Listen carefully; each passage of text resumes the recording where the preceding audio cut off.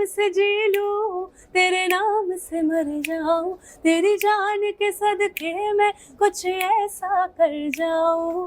तूने क्या कर डाला, मर गई मैं, मिट गई मैं, होरी हारी हो गई मैं, तेरी दीवानी दीवानी, तेरी दीवानी दीवानी। नमस्कार, इंडिया डेली देख रहे हैं आप और आपके साथ मैं हूं सुरभि तिवारी। और मेरे साथ जो इस वक्त आप खास मेहमान इस वक्त न्यूज रूम में देख रहे हैं, दरअसल ये हैं अंकिता मिश्रा, जो कि 2007 में जिनको आपने इंडियन आइडल में देखा था। और इंडियन आइडल ये वो प्लेटफॉर्म होता है जहां पर दुनिया भर से, देश भर से बहुत से कंटेस्टेंट्स आते हैं, अपनी किस्मत को आजमाते हैं और उनके सुर को आप उस दौरान आते हैं जब वो स्टेज पे परफॉर्म कर रहे होते हैं। लेकिन उसके पीछे की कहानी क्या होती है, वो कैसे अपने आप को इतना ज्यादा रचते और मचते हैं, और कैसे वो उस मुकाम से आगे बढ़ने के बाद से अपने फ्यूचर को लिखते हैं और डेस्टिनी को कैसे देखते हैं, तो ये हम खुद अंकिता जी से बातचीत करने के दौरान समझेंगे। सबसे पहले तो बहुत स्वागत है आपका। Thank you so much. तो अंकिता जी, 2007 में आप इंडियन आइडल में रही। हाँ जी। उसका एक्सपीरियंस भी हम आपसे जानना चाहेंगे और ये समझना चाहेंगे कि आपने सिंगिंग की शुरुआत की कैसे। तो सिंगिंग की शुरुआत मेरे करियर में मतलब मेरी लाइफ में बहुत अर्ली हो गई थी। मैं बहुत छोटी थी जब आई स्टार्टेड सिंगिंग, और मुझे घर से काफ़ी सपोर्ट और इनकरेजमेंट मिला कि मैं म्यूज़िक और करूं। मैंने बहुत फॉर्मल ट्रेनिंग नहीं ली थी म्यूज़िक की, बट एक पुश हमेशा फैमिली से मिला था। और तो उसके बाद ऐसे फ्रेंड्स में, स्कूल में, इंटर स्कूल कंपटीशन, ये सब किया था। 2007 में जब इंडियन आइडल के ऑडिशंस पहली बार मेरे शहर में हुए थे, जो कि कानपुर है, और वहाँ पे जब ऑडिशंस हुए तो मुझे मेरी फैमिली ने बहुत मोटिवेट किया कि तुम दिन भर गाती हो, व्हाई डोंट यू गो। तो फिर आई डिसाइडेड, मैंने ऑडिशंस दिए, फॉर्चुनेटली मेरा सिलेक्शन हो गया। और मुझे ऐसा लगता है पूरी चीज़ मेरे लिए ऐसे डिस्टाइंड थी कि ना तो उसके पहले कभी मेरे शहर में ऑडिशन हुए थे, ना उसके बाद हुए। तो आई थिंक वो ऑडिशन हुए ही मेरे। आप ये कहना चाहती हैं कि अच्छा, इन्होंने ये भी कहा कि ऑडिशन नहीं हुए थे तो डेस्टिन थे सारी चीजें। अच्छा, ये मैं समझना चाहूंगी कि शाहरुख खान का जो डायलॉग वो कहते हुए एक फिल्म में सुने गए हैं कि अगर आप कोई भी चीज को शिद्दत से चाहते हैं तो पूरी कायनात उसे आप तक पहुंचाने में मदद करती है। तो आपके साथ ठीक वैसा हुआ है? मेरे साथ आई थिंक एग्जैक्टली वैसा हुआ। आई डोंट नो मैंने कितने पैशनेटली उसके लिए विश किया था, बट मैं सिंगिंग के लिए विश कर दी कि मुझे प्लेटफॉर्म मिले, मैं टीवी पे गाऊं, वैसा कुछ नहीं था, बट मैं म्यूज़िक करती रहूं, वो पहले भी एक ख्वाहिश थी, एंड आई थिंक अभी भी मैं वैसे ही सोचती हूँ। तो उसके बाद मैं जब आइडल में गई तो वो जर्नी बहुत ही अमेजिंग थी, जहाँ पे मैंने इतना कुछ सीखा। बहुत सारे ऐसे सिंगर्स थे जिन्होंने सालों सालों से ट्रेनिंग ली हुई थी, तो उनसे मैंने इतनी नई नई चीज़ें सीखी कि फिर मुझे लगा म्यूज़िक तो अभी एक्सप्लोर करने के लिए कितना कुछ है और मुझे और करना चाहिए। So then I started learning music. तो मैंने बहुत एंजॉय किया। उसके बाद मैंने बहुत ट्रैवल किया शोज़ के लिए। हमने बहुत सारे दिग्गज सिंगर्स के साथ शो किया, जैसे अमित कुमार हो गए, उसके बाद बप्पी जी हो गए, उनके साथ मैंने बाहर लाइक साउथ अफ्रीका में इवेंट्स किए थे, और सोनू निगम, मतलब जितने काफ़ी सारे बॉलीवुड सिंगर्स हैं जिनके साथ मैंने वो स्टेज शेयर किया। अच्छा, कभी आपने वो नर्वसनेस फील नहीं की? क्योंकि आपने ये जिक्र किया कि बहुत सारे दिग्गज कलाकारों के साथ आप ऑलरेडी काम कर चुकी हैं, और आपने क्योंकि म्यूजिक सीखने का जिक्र भी किया, तो उस दौरान क्या कुछ चैलेंजेस आपने फेस किए, या कभी कोई ऐसा मोमेंट आया जिस वक्त आपने बहुत ज़्यादा प्रेशर फील किया हो? क्योंकि अक्सर जो न्यू सिंगर्स होते हैं जो इंडस्ट्री में अपनी जगह बनाना चाहते हैं, तो उनके लिए थोड़े से चैलेंजेस होते हैं। आपने क्या क्या चैलेंजेस फेस किए? देखिए, मुझे लगता है जब आपको कोई चीज़ पता नहीं होती तो आप एक अलग कॉन्फिडेंस से उसको अप्रोच करते हो। जैसे जैसे आपको चीज़ें पता होने लगती हैं तो आपको लगता है अच्छा मुझे ये भी नहीं आता, मुझे ये भी नहीं आता, आपका कॉन्फिडेंस थोड़ा सा डाउन जाता है। फिर वो आप लर्निंग से उसको ओवरकम करते हो, अपने फियर्स को। So I think the right amount of fear is father of करेज।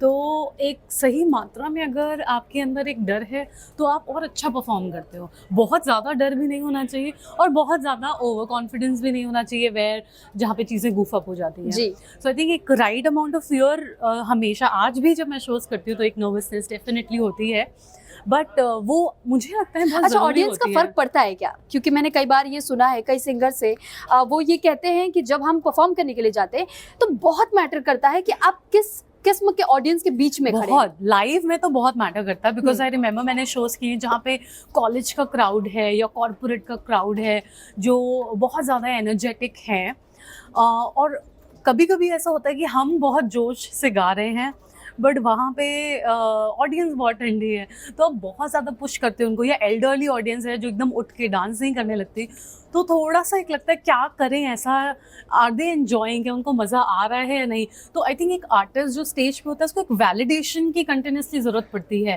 कि अगर मेरी ऑडियंस खुश लग रही है या रिस्पॉन्ड कर रही है, एक आंखों में चमक है, ताली बजा रही है, मतलब देयर एंजॉइंग। ज़रूरी नहीं वो हमारे साथ डांस ही करे, राइट, बट अगर वो करे तो नथिंग लाइक इट, बट अगर नहीं करते तो हाँ, ऑडियंस थोड़ा मैटर कर जाती है कि आप बहुत एफर्ट डाल रहे हो स्टेज में, बट अगर आपको रिस्पॉन्स नहीं आ रहा तो आपको लगता है यार अब क्या पेश किया जाए जिससे ये लोग थोड़ा सा पॉजिटिव रिस्पॉन्स। अच्छा, क्योंकि आपने गाने का इतना ज्यादा जिक्र कर लिया तो हमारे दर्शक भी जरूर सुनना चाहेंगे। इस वक्त आपके जहन में कोई भी अगर 2 लाइनें ऐसी आ रही हो जो आप गुनगुनाना चाहे हमारे दर्शकों के लिए? बिल्कुल, तो एक ऐसा गाना है जो मैं हमेशा आज तक, बहुत पुराना गाना है, मतलब बहुत पुराना भी नहीं है, बट ये गाना मैं अपने शो ओपन करते टाइम जरूर गाती हूँ। It's my opening song, so I can sing few lines for that please. प्रीत की लत मोहे ऐसी लागी, हो गई मैं मतवारी, बल बल जाऊं अपने पिया को, हे मैं जाऊं वारी वारी, मोहे सुध बुध नाए रही तन मन की, ये तो जाने दुनिया सारी, बेबस और लाचार फिरूं मैं, हारी मैं दिल हारी, हारी मैं दिल हारी, तेरे नाम से जी लूं, तेरे नाम से मर जाऊं, हो तेरे नाम से जी लूं, तेरे नाम से मर जाऊं, तेरी जान के सदके मैं कुछ ऐसा कर जाऊं, तूने क्या कर डाला, मर गई मैं, मिट गई मैं, होरी हारी हो गई मैं, तेरी दीवानी दीवानी, तेरी दीवानी दीवानी। Thank you. बेहतरीन बेहतरीन। और ये देखिए कि तालियों से भी किस तरीके से हमारा न्यूज़ रूम गूंज चुका है, तो ये वो आवाज नहीं, वो खनक होती है जो कि दर्शकों को अपने साथ बांध लेती है। और इस मोटिवेशन की बात कर रही थी। बिल्कुल, देखिए तो यही वो ऑडियंस का कमाल होता है कि जब आपके साथ ऑडियंस कनेक्ट करना शुरू कर देते हैं ना, तो बूस्टअप मिलता है आर्टिस्ट को। तो इस वजह से आप भी कभी किसी भी कंसर्ट में जाइए तो उन सिंगर्स का हौसला अफजाई कीजिए, उनके लिए अगर आप चाहे तो आप अपने तरीके से हुटिंग कर सकते हैं, आप अपने तरीके से क्लैपिंग कर सकते हैं ताकि उनका भी मनोबल बढ़े। अच्छा, क्योंकि आपने बेहद खूबसूरती के साथ में इस गाने को गाया और तालियों की गड़गड़ाहट से हमारा पूरा न्यूज रूम गूंज उठा, तो क्योंकि देखिए मुझे यहाँ से कुछ आवाजें सुनाई भी दे रही है एक बार और, तो ये भी हम करवाएंगे। लेकिन इस बीच में मैं आपसे ये समझना चाहूंगी, आपने बहुत से ऐसे स्लो सॉन्ग्स भी गाए हैं और मुझे अभी ये भी पता चला है कि आपका एक नया गाना आ रहा है, और मैं पहले तो इधर लेकर के जाना चाहूंगी ताकि लोगों को एक छोटा सा हिंट भी मिल जाए कि अब जो आप इस बार जो एक नए, क्योंकि मैं आपको जानकारी के लिए बता दूं कि अंकिता मिश्रा जी एक नए आइडिया के साथ आ रही हैं आप लोगों के बीच में, क्योंकि अब तक आपने इनके कमर्शियल सॉन्ग सुने हैं और साथ ही साथ आपने वो सॉन्ग सुने हैं जो कि बॉलीवुड से रिलेटेड है, थोड़ा सा स्लो मोशन में भी सुना है, लेकिन थोड़ा सा इसमें क्रिस्प है। इस बार आप कैसे पेशकश लेकर के आने वाली है? इस बार क्योंकि मैं कृष्ण जी की बहुत बड़ी नहीं बोलूँगी, बट एक कृष्ण जी से बड़ा अटैचमेंट है जी, और बहुत प्यार है, तो कुछ उनसे प्रेरित है जो मैं करना चाहती हूँ। हाँ। और काफ़ी सपोर्ट मुझे फैमिली से इस चीज़ के लिए मिल रहा है, जिसमें मैं गीता सीख रही हूँ, उसके अलावा जो कृष्ण जी के भजन हैं मैं वो गा रही हूँ। तो एक वैसे ही मैंने थोड़ा बहुत एक मैशअप किया है रेडी, जिसको मैं अपने चैनल पे डेफिनेटली शेयर करूँगी इन फ्यूचर।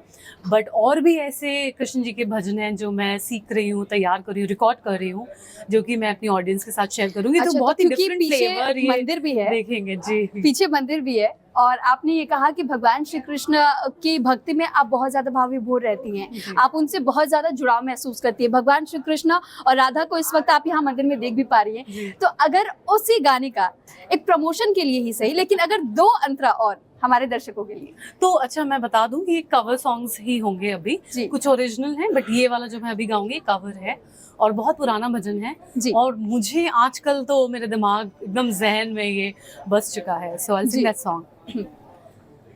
अगर नाथ देखोगे अब गुण हमारे, अगर नाथ देखोगे अब गुण हमारे, तो हम कैसे भव से लगेंगे किनारे। अगर नाथ देखोगे अब गुण हमारे, कान्हा कान्हा कान्हा मेरे कान्हा, कान्हा कान्हा कान्हा मेरे कान्हा। बराबर पे अपने सुदामा बिठाए, चरण आंसुओं से प्रभु ने धुलाए हो, चरण आंसुओं से प्रभु ने धुलाए। न घबराओ प्यारे जरा तुम सुदामा, न घबराओ प्यारे जरा तुम सुदामा। खुशी का समा तेरे करीब आ गया है, खुशी का समा तेरे करीब आ गया है। वैसे काफ़ी सारे भजन्स हैं जिनका एक मैशअप टाइप का रेडी किया है ताकि हमारा यूथ कनेक्ट कर सके उसके साथ और थोड़ा और रिलीजियसली इंक्लाइंड हो। बिल्कुल अंकिता जी, लेकिन वाकई में एक चीज तो बिल्कुल काबिले तारीफ है कि माँ सरस्वती की ब्लेसिंग साक्षात आपके साथ है। और कहते हैं ना कि जिसके गले में माँ सरस्वती का वरदान होता है तो वो कदर को महसूस हो जाती है और आप बिल्कुल अटैच हो जाते हैं उस गाने से। जिस वक्त आप वो गाना गा रही थी ना, तो मैं खुद भी बहुत ज़्यादा उस सॉन्ग से कनेक्टेड अपने आप को फील कर रही थी। तो ये चीज़ें होती हैं और इसलिए मैंने कहा कि जब आप भी ऐसे सॉन्ग्स को सुनते हैं, और इन्होंने बहुत अच्छी बात कही, यूथ को कनेक्ट करने की बात कही। अच्छा, यूथ को लेकर भी कोई मैसेज आप देना चाहेंगे जो लोग क्योंकि सिंगिंग की दुनिया में आ रहे हैं? और आपने चैलेंजेस की बात की, आपने कहा कि आपके लिए तो सारी चीज़ें पहले से ऐसा था कि ऑलमोस्ट प्लान थी, बिल्कुल, और वो चीज़ें होती चली गई। लेकिन जो लोग बहुत मुश्किल से सर्वाइव करते हैं या अपनी ज़िंदगी उन्हें काटना भी बहुत मुश्किल हो जाता है, गरीब घर से आते हैं, छोटे शहर से आते हैं, तो उनके लिए क्या संदेश देना चाहेंगे? आई थिंक मैं यही बोलना चाहूँगी कि म्यूज़िक जो है एक फूड फॉर सोल है। तो आप कुछ भी इसमें अगर करना चाहते हैं, like whatever little I have achieved was because I was not looking forward कि मैं कुछ ऐसा नेम या फेम मिले, but I was looking forward कि मुझे म्यूज़िक करने को मिले। आज भी मेरी वही ख्वाहिश है कि अच्छा मुझे म्यूज़िक करने को मिल जाए, राइट? तो आप लगे रहिए। एक चीज़ जो मैंने कुछ लोगों की जर्नी स्टडी की है जो बहुत सक्सेसफुल हुए हैं, वो एक कॉमन चीज़ उनमें यही थी कि वो बहुत कंसिस्टेंट थे। तो हम हार लाइफ में फेस करते हैं, सबकी लाइफ में अप्स एंड डाउन्स आते हैं, तो आप हार में बैठ ना जाइए बल्कि कुछ ना कुछ करते रहिए और तो एक दिन यू विल शाइन, ऐसा मुझे लगता है। कई सारी चीज़ें थी जो मेरे ड्रीम्स के थे जो मुझे इमीडिएटली नहीं मिली। कुछ चीज़ें ऐसी जो आज भी मेरे दिमाग में कि ऐसा हो जाए या मैं ये करना चाहती हूँ, नॉट नेसेसरीली वो मुझे सर्व्ड मिलेंगी, but I don't want to give up. I think ये I feel very good about myself कि एक वो अंदर से एक मोटिवेशन हमेशा रहता है। मोटिवेशन आपको कभी भी बाहर से नहीं मिलेगा, कोई आपको पेप अप नहीं कर सकता, वो हमेशा विद इन होता है। हाँ, कोई उसको इग्नाइट कर सकता है, राइट, बिल्कुल, बट मोटिवेशन आपके अंदर होता है। तो I think that being said, तो मैं एक बस यही, किसी भी फील्ड में आप, not just music, I think this is not restricted to music, किसी भी फील्ड में आप हो, अगर आप कंसिस्टेंट रहोगे, गिव अप नहीं करोगे, तो one day you will achieve. And even if you don't, at least you know कि आपने वो किया जो आपको अच्छा लगता है, which you are passionate about. बहुत बहुत खूबसूरत बात कही उन्होंने कि अगर आप भी कोई चीज़ अचीव करना चाहते हैं तो सबसे पहले वो आपके मन से आनी चाहिए और उसके लिए आपका डेडिकेशन होना चाहिए, तब आप उस चीज़ को अचीव कर पाएंगे। अच्छा, मोटिवेशन का आपने जिक्र किया कि आप अंदर से अपने आप को मोटिवेटेड बहुत पहले से भी फील करती रही हैं और ये आपके प्लस पॉइंट है। तो मैं ये समझना चाहूँगी कि वैसे आपने कभी किसी को सिंगिंग की फील्ड में ही किसी को एज एन आइडल देखा, और या फिर आपने उनके गानों को सुनने के बाद से आपने ऐसा सोचा कि नहीं अब तो मुझे भी यही करना है? हाँ, एक बार बहुत बहुत पहले की बात है, मैंने सुनिधि चौहान का एक लाइव शो देखा था, वो भी तब इंडस्ट्री में आई थी, मस्त मूवी आई थी, उस मूवी से she also made her debut. तो वो देख के मैंने कहा ये कौन है जो स्टेज में ऐसे एकदम पूरा स्टेज कवर करते हुए ये गा रही हैं, परफॉर्म कर रही हैं। मुझे भी कुछ ऐसे, I think that was the first time I got motivation कि मुझे ऑन स्टेज रहना है और ऐसे करना है। आई स्टिल रिमेंबर वो एक ब्लैक ड्रेस पहने हुई थी जी। और वो पूरे स्टेज में इधर उधर घूम के she was performing and dancing. तो उनको पहली बार देखते ही मुझे लगा, यही बनना है मुझे, बस ऐसा कुछ करने को मिल जाए। I think that's where I got my motivation. अच्छा, तो 2007 से और अब तक के सफर में आपने क्या कुछ चीजें चेंजेस महसूस की हैं? और साथ ही ये भी समझना चाहूंगी क्योंकि कई लोगों की ये शिकायत होती है कि कंटेस्टेंट्स तो देखिए बहुत सारे सिंगिंग प्लेटफॉर्म्स पे पहुंचते हैं, लेकिन उसके बाद उनका फ्यूचर क्या होता है ये कोई नहीं जानता, और कई लोग गुमनामी का शिकार भी हो जाते हैं। तो आप इससे कितना ज्यादा ये कहेंगे कि सच्चाई है इस बात में, या फिर आप क्या कभी भी आपको ऐसा महसूस हुआ कि मेरे साथ भी कहीं कुछ ऐसी चीजें तो नहीं हो रही? मुझे ऐसा लगता है कि रियलिटी शो एक प्लेटफॉर्म है जहाँ से आप शुरुआत कर सकते हो, वो एक अंत नहीं है, राइट? और कोई गारंटी कार्ड के साथ नहीं आता कि आपने इसमें पार्टिसिपेट कर लिया तो for sure you are going to make it big. तो वन थिंग इज कि जैसे मैंने बोला, कंसिस्टेंट रहना बहुत ज़रूरी है। बिल्कुल। और एक अच्छा प्लेटफॉर्म आपको मिल जाए तो नथिंग लाइक इट, आपके लिए स्टार्टिंग पॉइंट बहुत इजी हो जाता है फिर। तो अगर मैंने देखा है कि कुछ लोग डीमोटिवेट हो जाते हैं, रियलिटी शो में पार्टिसिपेट किया but couldn't make it big, क्योंकि इंडिया में खास तौर से सिंगर की पहचान सिर्फ मूवी से होती है। पिक्चर में गाया है या नहीं गाया है, मूवी में गाया है या नहीं गाया। So that might not, there has been a monopoly in the past also, or not necessarily everybody gets a chance, right? So demotivate उसमें हो या गुमनामी का शिकार जैसे आप बोल रहे हो, possibly because हर किसी को वहाँ से ज़रूरी नहीं है कि बड़ा ब्रेक मिल जाए, absolutely. So it depends. But don't get disheartened, I would say. I didn't sing for a movie, but मैं disheartened नहीं हुई कि ठीक है, एक प्लेटफॉर्म मिला, कोई गारंटी कार्ड नहीं मिल गया था कि अब आपका करियर वो बनाएंगे। ये आप पे डिपेंड करता है आप कितना इन्वेस्ट करते हो, टाइम, एनर्जी और डेडिकेशन, जिसके रिजल्ट्स आपको मिलते हैं। एक्चुअली ये बहुत बड़ी बात है, क्योंकि अगर आप भी किसी चीज़ का रिजल्ट चाहते हैं तो सबसे पहले आपको उसके लिए हार्डवर्क करना पड़ता है, मेहनत करनी पड़ती है। किसी चीज़ का कोई शॉर्टकट नहीं होता। तो इस भ्रम में बिल्कुल भी मत रहिएगा कि किसी भी तरीके से आपको अचानक से बूम मिल जाएगा, ऐसा नहीं होता है। और ये आप बखूबी अंकिता जी से समझ पा रहे होंगे, क्योंकि उन्होंने भी अपने आप के लिए मेहनत की है और इसी वजह से आज वो इस मुकाम पे आई हुई हैं। और अंकिता जी, क्योंकि इंडियन आइडल का जब हम जिक्र कर ही रहे थे और आपने अपनी सिंगिंग करियर का भी जिक्र जिस तरीके से किया, तमाम चीज़ें बताई और बेहद खूबसूरती के साथ गाना भी प्रस्तुत किया, एक और चीज़ मैं समझना चाहूँगी, कोई ऐसा मोमेंट आपको याद आता है जब उस दौरान आप रही हो, तो कुछ ऐसे कोई भी ऐसी मेमोरी जो आपको आज भी जब वो याद करती हैं तो आपके चेहरे पे मुस्कान आ जाती है? आई थिंक उससे जुड़ी हर एक मेमोरी ऐसी है जो जैसे बोलते हैं ना कि एक लाइफ टाइम मेमोरी बन गई है। तो मैं अगर कोई हिस्सा उससे निकाल लूँ और बोलूँ ये बेस्ट था, बहुत मुश्किल होगा। मुझे वाइल्ड कार्ड एंट्री मिली थी, आई थिंक वो ऐसा है मोमेंट जब मेरे लिए शो एंड हो चुका था, बट मैं इंटरव्यूज दे रही थी, मैं बोल रही थी नहीं ये मेरा एंड नहीं है, आई विल बी बैक। और आई थिंक भगवान ने मेरी इज्जत रखी, where I actually got a wild card entry. So वो मोमेंट मेरे लिए मेमोरेबल है। उसके साथ साथ सारी चीज़ें, बिकॉज वो सब इतना नया था मेरे लिए। मैं स्कूल में थी, मतलब पढ़ती थी, class like I was in 10th class. तो वो सारी चीज़ें जब हुई तो एवरीथिंग वाज न्यू, कि हम जा रहे हैं बाहर तो पीपल आर लाइकिंग यू। जब मैं आउट हुई तो लोगों के फ़ोन आए, वो रो रहे थे या उन्होंने बोला हमने खाना नहीं खाया। तो वो चीज़ मतलब बहुत ही नई थी और इंस्पायरिंग थी जी। I think every memory, to answer your question, I think every memory is memorable. Okay, अच्छा, रियलिटी शोज को लेकर के अक्सर लोग ये सोचते हैं कि यार ये तो स्क्रिप्टेड होगा, पहले से फिक्स्ड है विनर। तो मतलब अगर उनके अकॉर्डिंग कोई नहीं जीतता है तो it is fixed, it is scripted. तो आपको आप इस बारे में क्या कहना चाहेंगे और इस मिथ को तोड़ेंगे या कहेंगे कि एक हिसाब से तो ठीक है? देखिए, मैं आपको एक बात बताती हूँ, जब तक मैं थी शो में जी, मुझे कुछ भी स्क्रिप्टेड नहीं था, मतलब वहाँ पे कुछ भी स्क्रिप्टेड नहीं था, हमें कुछ नहीं बोला जाता था कि आपको ऐसा बोलना है या आपको ऐसा करना है। हाँ, कभी कभी नेचुरली होती थी चीजें। कभी कभी ऐसे सर्कमस्टांसेस क्रिएट कर देते थे जिससे आपके कुछ वैसे रिएक्शंस बाहर आ सकते हैं जैसे उनको चाहिए, but nothing, it was so pure. मेरा कोई बैकग्राउंड नहीं था, मैं किसी को नहीं जानती थी, I still made it to the finals. तो बिल्कुल भी, at least back then it was not scripted. अभी क्या है कैसा है I am not sure honestly, but back then it was definitely not scripted. I hope it is also not scripted now.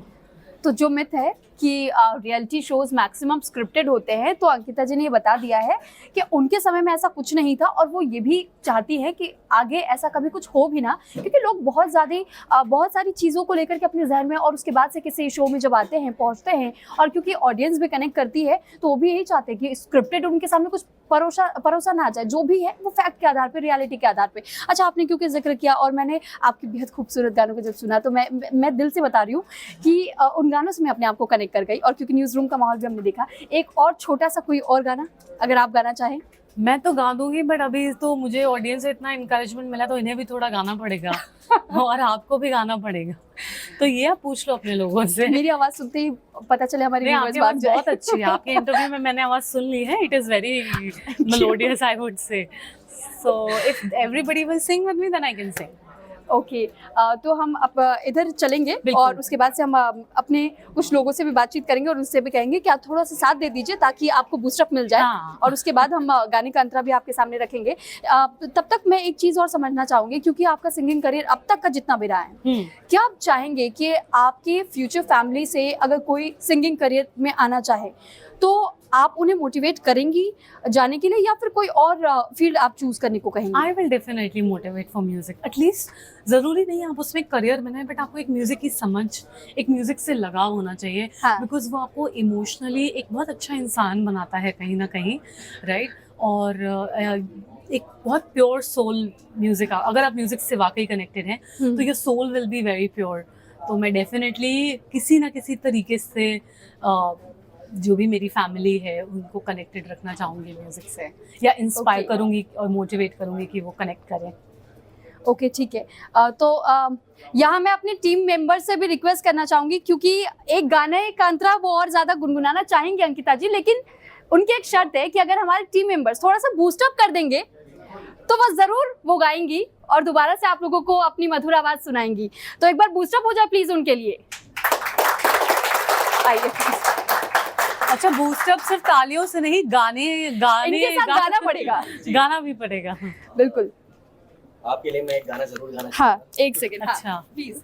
अच्छा, हमारे लिए गाएंगे? ये अभिनव शुक्ला जी है। ओके, ये मतलब सारे तिवारी, मिश्रा, शुक्ला, क्या बात है, who is the owner of the channel? आपके लिए मैं एक गाना जरूर गाना चाहूंगा, क्योंकि आपको मैंने सुना, आपकी बहुत मधुर आवाज है, बहुत सुरीली आवाज। Thank you. अब एक तुमको देखा तो ये ख्याल आया, जिंदगी धूप तुम घना छाया। बस इतना ही था। अच्छा, लेकिन इन्होंने गाया अच्छा। Very nice. अब मेरी एक रिक्वेस्ट है। हाँ। अभिनव जी, मैं ये पूछना चाहूंगी कि ये इनको देखने के बाद आपके सुर जहन में निकले आया ये गाना? हाँ, या फिर कुछ और भी था? ये अपने आप आ गए। अपने आप आ गए। Thank you. कृष्ण जी को मैं बहुत मानता हूँ, अरे और अभी आपने कुछ देर पहले कृष्ण जी का एक बहुत अच्छा कहते हैं कि भजन गाया था, तो आप एक दो लाइन कुछ अच्छा।